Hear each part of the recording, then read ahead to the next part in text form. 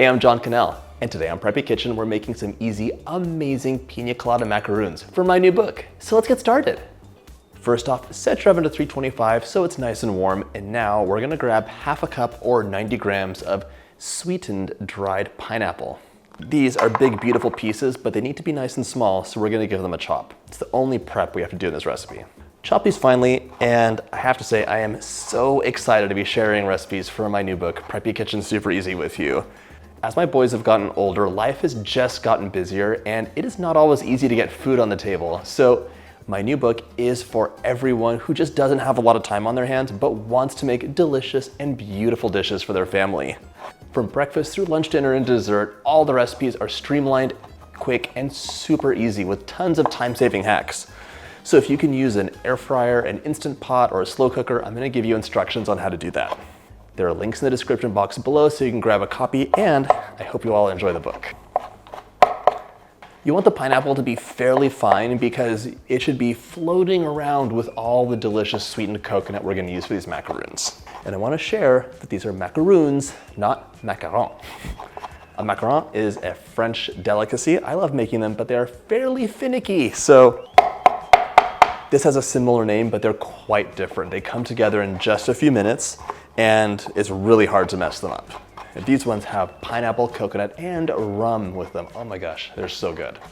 If you haven't had macaroons before, first of all, they need to be homemade because if you bought them, they're stale and old and sad. No.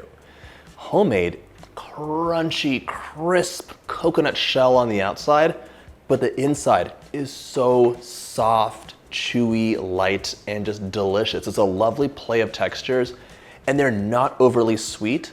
The rum, the pineapple, and the coconut, all those flavors are really gonna come through and you are gonna be hooked. That's all done. I'm gonna set this aside in a little bowl and grab a larger bowl to get everything else together. So now in a medium bowl, you have a choice. You can use sweetened condensed milk or sweetened condensed coconut milk. They're both gonna be great. Really, it's what you have available at the store or in your pantry. The first chapter in the book is actually called The Pantry of Convenience.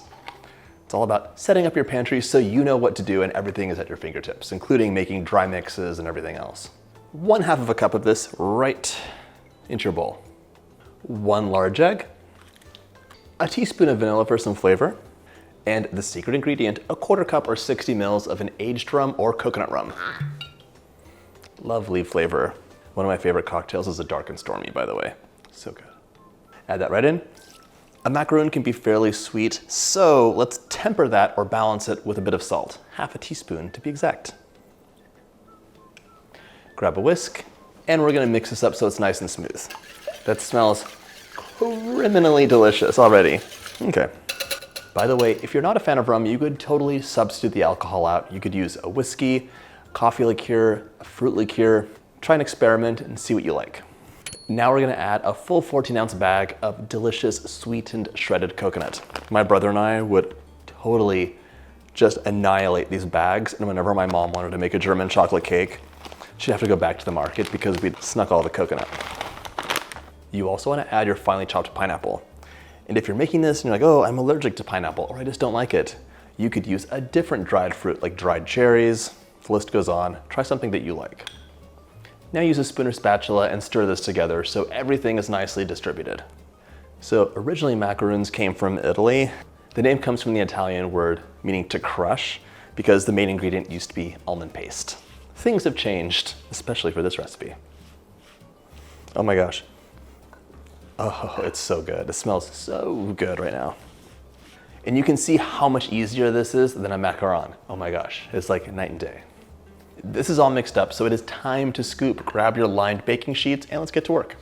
Now you want to scoop about 2.5 tablespoon sized mounds out. It's easiest with a triggered ice cream scoop.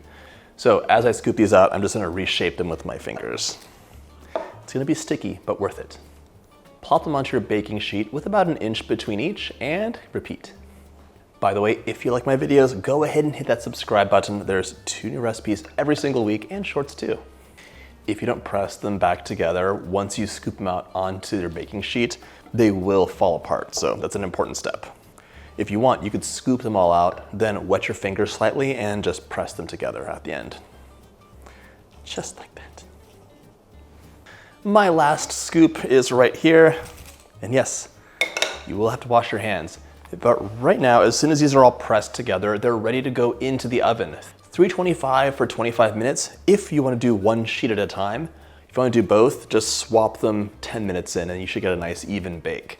While they're baking, we're gonna make a beautiful garnish for them. In you go.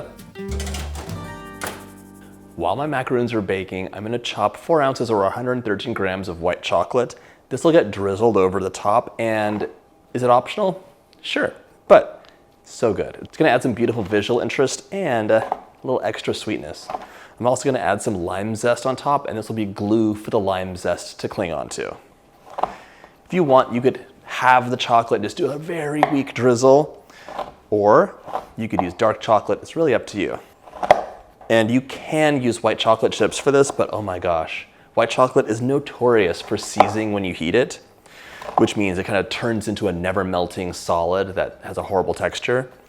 So white chocolate bars are much better than white chocolate chips. Your goal is to have little pieces of chocolate that melt easily, not little pieces of chocolate mixed with big pieces of chocolate that don't melt easily. Once your chocolate's chopped, transfer that to a microwave-safe bowl, and we're gonna heat this in 20-second intervals. If you want, you can reduce the power down to 60% or even 50%. You'll just have more intervals to go. Stir in between each interval until the chocolate is mostly melted. It's okay to have little pieces hanging out because afterwards, the residual heat will finish melting everything. If you heat it too much, the chocolate will burn. My macaroons are out of the oven and I transferred my chocolate into a little piping bag. This is optional, but makes me happy. Drizzle the chocolate over your macaroons, and you can add more or less to your liking. Just a little dash of lime zest will give you so much flavor, so use a rasp and then tap some on, just like that. Oh my gosh, that is the finishing touch. And if any lands on the parchment paper, just scoop it up with your fingers and sprinkle it on directly.